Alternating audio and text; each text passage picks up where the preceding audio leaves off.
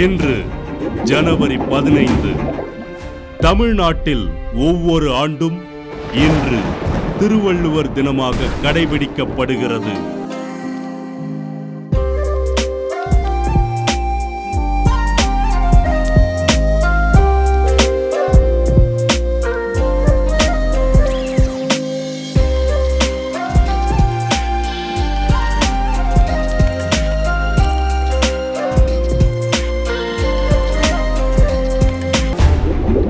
ஆயிரத்து 1929 காந்தியின் அறநெறியை, அகிம்சை கொள்கையை பின்பற்றி அமெரிக்க கருப்பர்களுக்கு சம உரிமை பெற்று தந்தவரான மார்ட்டின் லூதர் கிங் பிறந்தார்.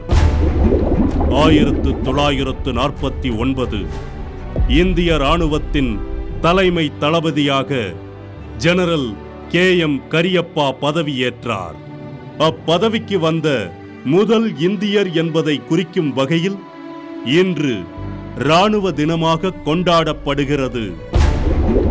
1951 இந்தியாவில் எல்லா மாநிலங்களிலும் தயாரிக்கப்படும் திரைப்படங்களை மத்திய அரசே தணிக்கை செய்து வெளியிட வேண்டும் எனும் புதிய முறை அமலுக்கு வந்தது.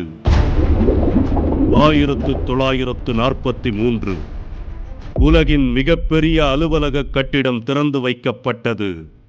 34 ஏக்கர் நிலத்தில் கட்டப்பட்ட அந்த கட்டிடத்திற்கு சுமார் 27 கிலோமீட்டர் சுற்றுவட்ட நடைபாதை உண்டு. அதுதான் அமெரிக்க தற்காப்பு அமைச்சகத்தின் தலைமையகமான தி பென்டகன். 1759 உலக புகழ்பெற்ற பிரிட்டிஷ் மியூசியம் இன்று திறக்கப்பட்டது.